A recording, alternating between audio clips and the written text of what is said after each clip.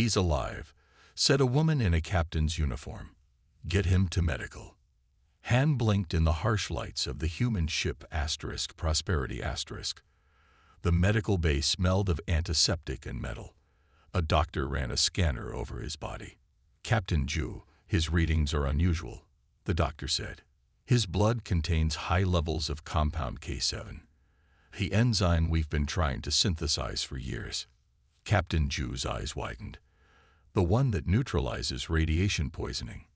"The very same, and he produces it naturally." Han understood their language perfectly thanks to his translator implant, but he pretended not to. He had learned long ago that appearing ignorant gave him advantages. The humans treated his minor injuries and moved him to guest quarters. The room was small but comfortable. A bed, a desk, a private bathroom. Food arrived regularly. No one asked him for anything. Perfect. 2 weeks passed. Han grew stronger. He enjoyed free meals, entertainment, and even new clothes. The humans were so generous, so naive. One morning, Captain Ju and Dr. Park visited his quarters. "Han," said the captain, "we need to discuss your situation." Han feigned confusion. "We know you understand us," Dr. Park said firmly. "Your brain activity shows language comprehension." Han sighed and dropped the act. "Fine. What do you want?" "You've been with us for 2 weeks, Captain Ju said.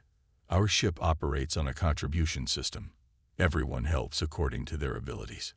"I'm a refugee," Han replied sharply. "Under Galactic Treaty 459, Section 12, I'm entitled to safe passage and basic necessities." Captain Ju looked surprised. "You know our laws well." "I know my rights," Han said. "We're not denying your refugee status," Dr. Park explained. "But we've discovered your body produces a valuable enzyme that could save many lives. We'd like to discuss an arrangement." "No," Han interrupted. "I'm not some lab experiment. The treaty protects me from exploitation." "We're offering fair compensation," Captain Ju said. "You could earn credits for extras beyond basic provisions." Han crossed his arms. "Not interested." The captain frowned. "Everyone contributes something.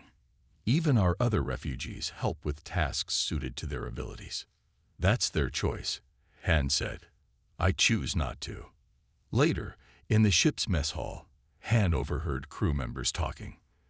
"That blue guy hasn't done a single hour of work," complained an engineer. "Meanwhile, I'm pulling double shifts to keep the engines running." "He eats better than we do," added another. "Did you see the special meal he demanded yesterday?" Han ignored them. He'd heard it all before on other ships. Humans always complained, but they never actually forced him to leave. Their rules and morals wouldn't allow it. The next day, Han submitted formal requests for better quarters, premium entertainment channels, and dietary preferences. When these weren't immediately granted, he filed a complaint alleging mistreatment of a refugee. Commander Lee, the ship's legal officer, called him in for a meeting. "Your complaint has been noted," she said coolly. "But I've also reviewed your record. Interesting that you filed similar complaints on 3 other vessels before ours." Han shrugged. "I know my rights." "Rights come with responsibilities," Commander Lee replied. "The Galactic Treaty also states that refugees must comply with reasonable requests from host vessels." "Define reasonable," Han challenged. "Contributing to the community that's helping you." "I don't have to do anything," Han said with a smirk. "And you can't throw me out. That would violate humanitarian law." Commander Lee smiled thinly. "Perhaps, but we're approaching Centauri Station, where there's an interstellar court. Captain Ju has requested a formal hearing on your case." For the first time, Han felt uneasy. Most captains gave up rather than pursue legal action. "You're bluffing," he said.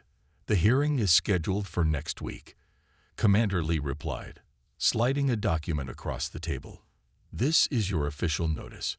I suggest you prepare your defense." Han's confidence wavered. This ship was different. These humans might actually challenge him. As he walked back to his quarters, He wondered if he had finally pushed too far. Han watched the stars through the viewport in the observation deck. The ship was 3 days from Centauri Station. 3 days until the hearing. His stomach felt tight with worry, but his face remained calm. He had escaped trouble before. He would again. Engineer Kim entered the deck, carrying repair tools. She frowned when she saw Han lounging on the best viewing couch. "I need to fix the temperature controls in here," she said. Han didn't move. "Work around me." Kim sighed and began removing a panel near the floor. As she worked, Han noticed how quickly her hands moved, how efficiently she solved the problem. "You're good at that," he said. 10 years of training," Kim replied without looking up. "I could fix that in half the time," Han said. Kim paused and looked at him. "You have engineering skills." Han realized his mistake and shrugged. "Just basic stuff." "Basic wouldn't be faster than me," Kim said, studying him. "You know ship systems, don't you?" "Maybe," Han said, standing up. "But knowing and working are different things. I think I'll go get lunch." He left quickly, annoyed at himself. He needed to be more careful. In the mess hall, Han loaded his tray with extra portions of the best foods. He had discovered which crew members were easy to intimidate, and the kitchen worker today was one of them. "Hey, 1 dessert per person," called out a crew member waiting in line. "I need extra calories," Han said. "Medical orders." It was a lie, but who would check? Dr. Park appeared beside him. "Actually, I never authorized extra desserts. Your metabolism requires less sugar than humans, not more." Han glared at her, but returned 1 dessert. Small battles weren't worth fighting. As he ate alone, he overheard conversations around him. "Did you see the supply report? We're running low on medical supplies because of the resources diverted to our special guest," one officer whispered. "Captain Ju had to delay shore leave for half the crew to pay for the court filing," another added. Han pretended not to hear. Their problems weren't his concern. After lunch, Han returned to his quarters to find Dr. Park waiting outside his door. "We need to talk," she said. "May I come in?" Han reluctantly let her enter. "I've been studying your medical scans," Dr. Park said. "The enzyme your body produces could help treat radiation sickness in humans. We have miners on Proxima IV suffering because we can't produce enough of this enzyme." "Not my problem," Han said. "We would only need a small blood sample once a week," Dr. Park continued. "It wouldn't harm you. We'd compensate you well." "I told you before." "No." Dr. Park's patience visibly thinned. "Is it money?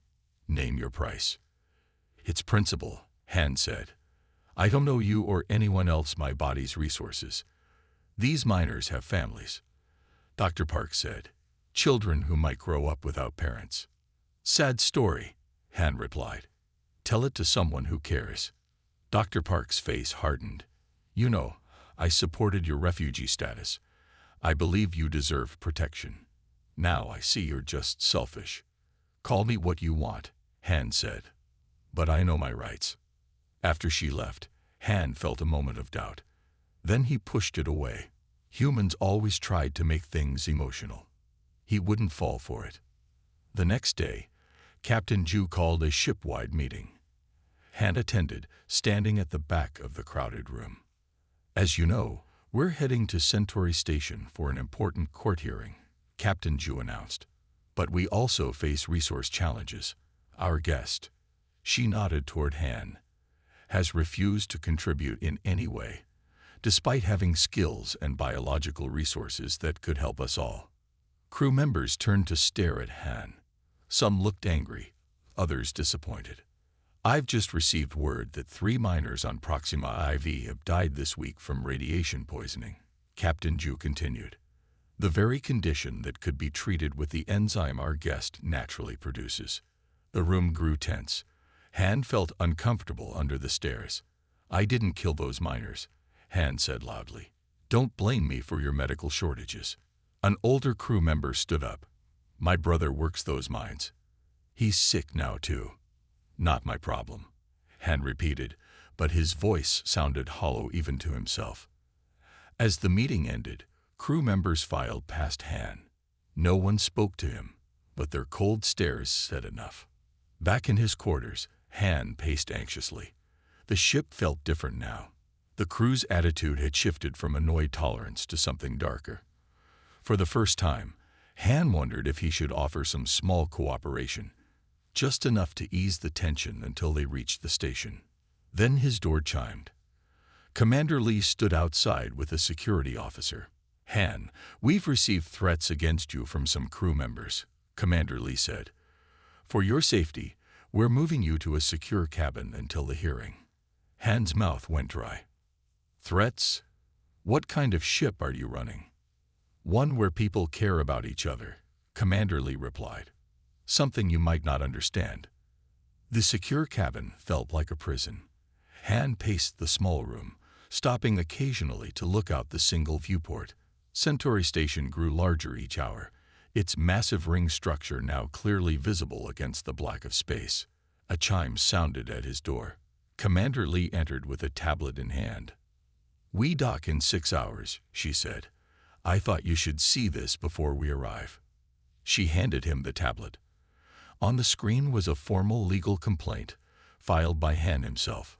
Or rather, it appeared to be from him, though he had never seen it before. Han floated in the darkness of his escape pod for 3 days. The air grew stale. Food ran low. He curled up tightly, his blue-tinged skin dimming as his body conserved energy. His home planet was gone now, destroyed in the war. He was the last of his crew. A sudden jolt woke him. Bright light flooded the pod as the hatch opened. Human faces peered down at him. I didn't file this, Han said, confused. No, but someone did it in your name, Commander Lee replied. It claims we're holding you against your will and harvesting your blood without consent. Han read further, eyes widening. This says I'm seeking asylum and monetary damages. Yes, quite a serious accusation. Commander Lee took back the tablet. The station authorities are expecting you to confirm these charges upon arrival. Han's mind raced. I didn't do this. I believe you, Commander Lee said, surprising him. The filing came from a law firm that specializes in refugee exploitation cases. They've handled similar complaints before, always with Vexillian clients like yourself. I don't understand.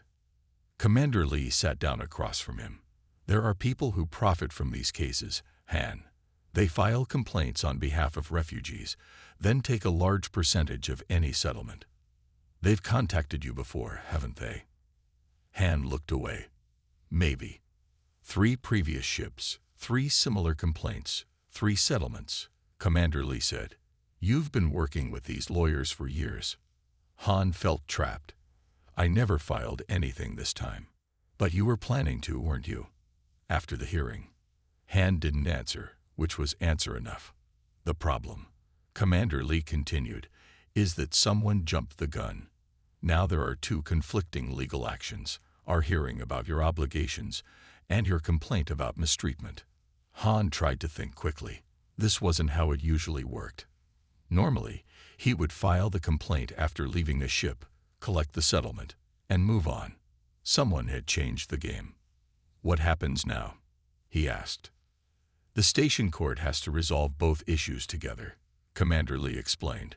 It's become more complicated. When they docked at Centauri Station, Han was escorted by security to the Justice Center.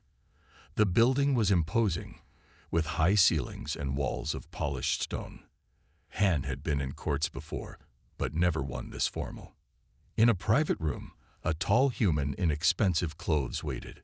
Han, I'm Lawyer Moon, representing your interests in this case. The man extended his hand. Han didn't shake it. I didn't hire you. Moon smiled thinly. Our firm has a standing arrangement with Vexillian refugees. We filed on your behalf when we received word of your situation. You had no right, Han said angrily. I have every right, Moon replied, smile vanishing. You signed an agreement with our firm after your last case. Page 3. Paragraph 6 gives us permission to act in your interest in future situations. Han remembered signing something, but he hadn't read it carefully. He had been too focused on collecting his money. I want to cancel the complaint, Han said. Impossible, Moon replied. And unwise. We're seeking 2 million credits in damages. You'll receive 40%. 800,000 credits.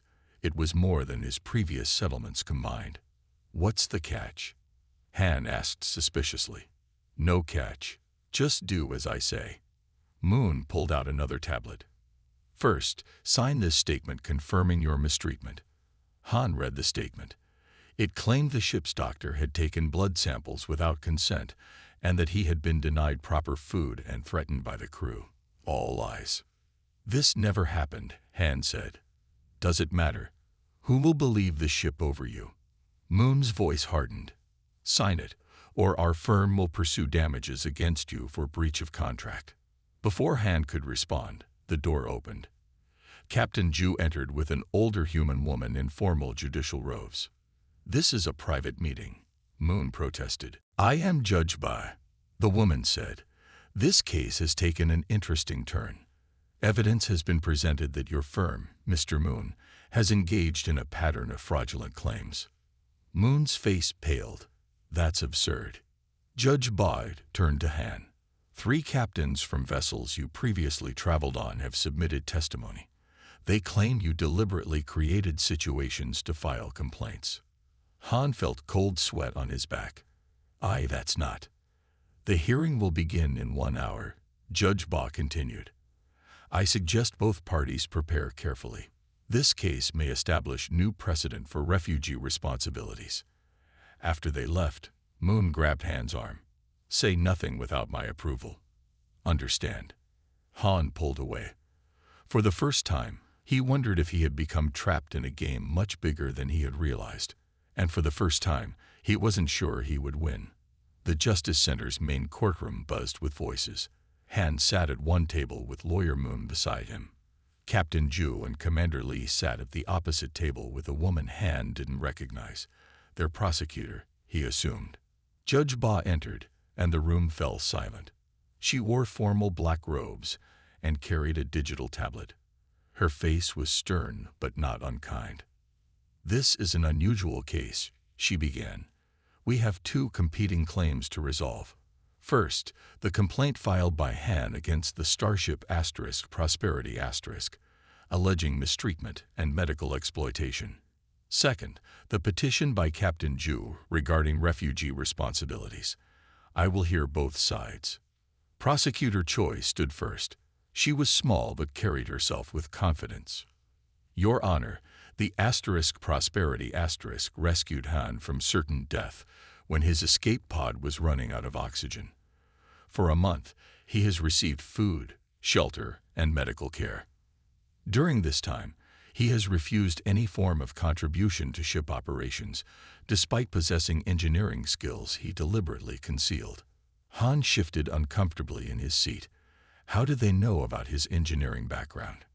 More importantly, Prosecutor Choi continued, Han's biology produces an enzyme that could save human lives suffering from radiation poisoning.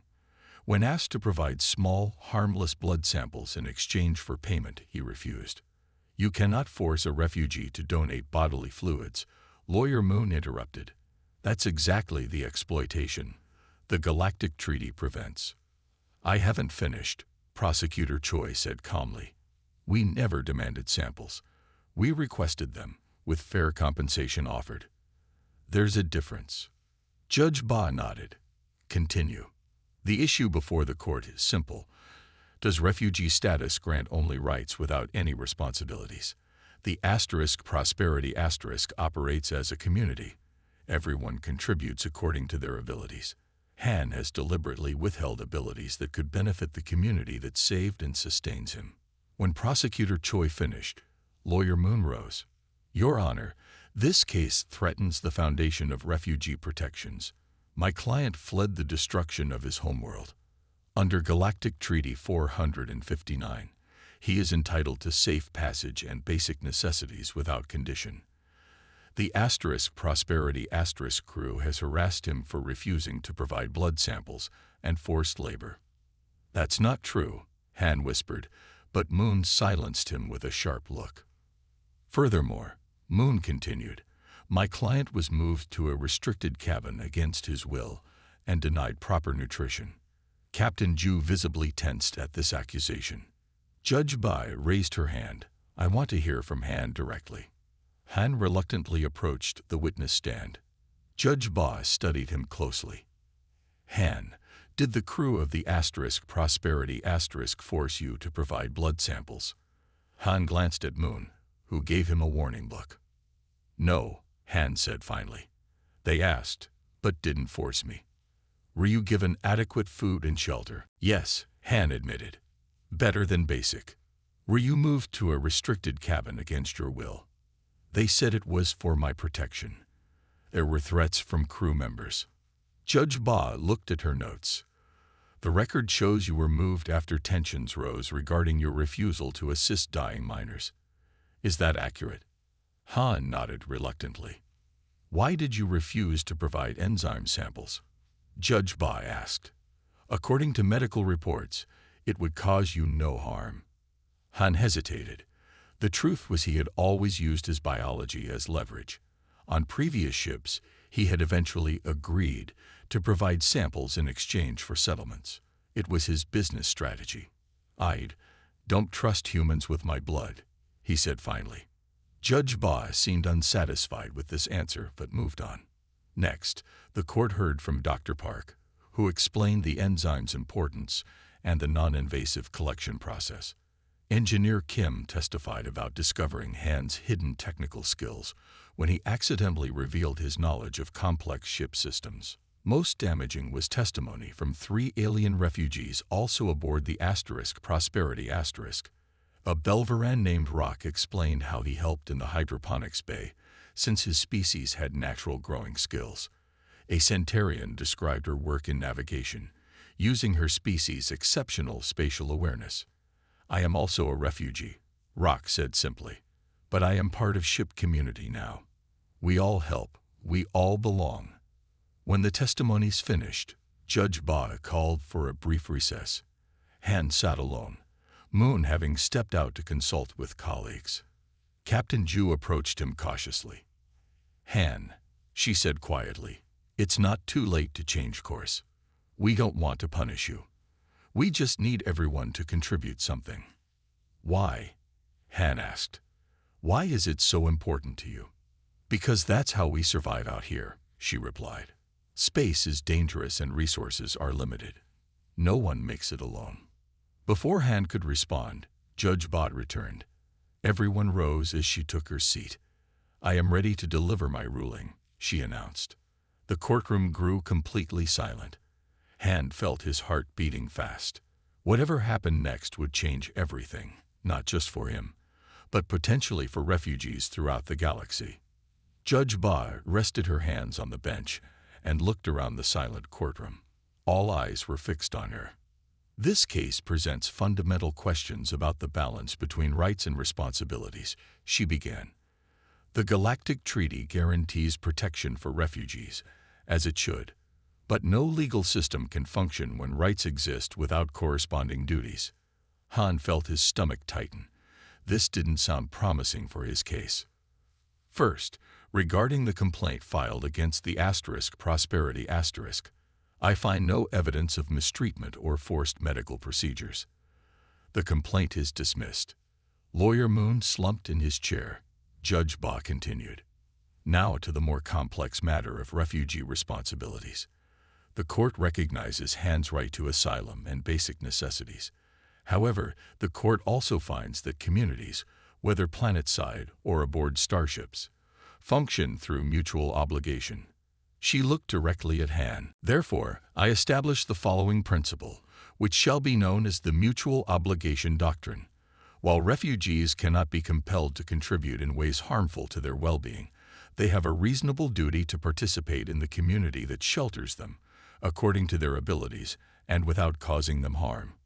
The courtroom remained silent, everyone processing the significance of this new legal doctrine. In the specific case before us, Judge Ba continued, Han has two options. First, he may remain aboard the Prosperity and contribute reasonably to ship operations, including providing enzyme samples with fair compensation beyond his basic needs. Or second, he may transfer to the Vexillian Sanctuary on Rigel Prime, where he can sustain himself among his own people. Judge Ba set down her tablet. Han must choose one of these options within 24 hours. Furthermore, the court has identified a pattern of exploitation by Lawyer Moon's firm. A separate investigation will commence immediately. Lawyer Moon stood quickly. Your Honor, we will appeal. You may certainly try, Judge Ba replied. Court is adjourned. As people filed out, Han sat motionless. For years, he had moved from ship to ship, taking what he needed and giving nothing in return. Now that option was gone. Later, alone in a station holding room, Han considered his choices. The Vexillian Sanctuary was said to be austere, populated mostly by the elderly and the very religious. Not his kind of people. The door opened, and Captain Ju entered. Have you decided? She asked. Why should I go back to your ship? Han challenged. The crew hates me. They don't hate you, Captain Ju replied. They just wanted you to be part of the community. Han laughed bitterly. Community. Humans always talk about community when they want something from you. Is that really what you think? Captain Ju looked genuinely sad. Han, nobody survives alone in space. Not humans, not Vexillians, not anyone. We need each other. Han said nothing for a long moment. Then, if I returned, what would I do? Dr. Park would welcome your help in medical. Your enzymes could save lives. And Engineer Kim mentioned you have technical skills. I was a systems engineer on my homeworld, Han admitted, before the war. Captain Ju smiled. We could use those skills too. You'd be compensated fairly for both. The next morning, Han officially chose to return to the Prosperity. The crew's reaction was mixed. Some skeptical, others cautiously welcoming. His first day in medical was awkward.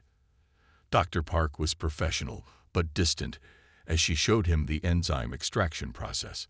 It was indeed painless, just a simple blood draw once a week. What happens to it after? Han asked, watching his blue-tinged blood fill the vial. We synthesize it into medication, Dr. Park explained. One sample like this can treat about 20 patients. 20. Han was surprised. From just this small amount. Dr. Park nodded. We received an emergency call this morning. A mining accident on Proxima IV. 12 workers with severe radiation exposure. Your sample today will treat most of them. For the first time, Han felt something unexpected. A sense of purpose. Later that week, Engineer Kim reluctantly allowed Han to help repair the navigation array. He spotted a misalignment that had eluded the crew for months. How did you see that? Kim asked, impressed despite herself. Vexillian vision registers energy patterns differently, Han explained. It's obvious to me. Slowly, day by day, things changed. Han received his first payment for enzyme samples and technical work. He began joining crew meals rather than eating alone. Some crew members still regarded him with suspicion, but others began to accept him. One evening, a month after returning to the ship, Han received a message from Dr. Park. Thought you should see this. Attached was a photo of a mining team on Proxima IV, holding a handwritten sign. Thank you for the medicine. We're alive because of you. Han stared at the image for a long time. All his life, he had focused on taking what he needed to survive. It had never occurred to him that giving might bring something valuable in return. As the Prosperity journeyed toward its next destination, Han realized he had found something he never expected, not just a place to stay, but somewhere he might actually belong.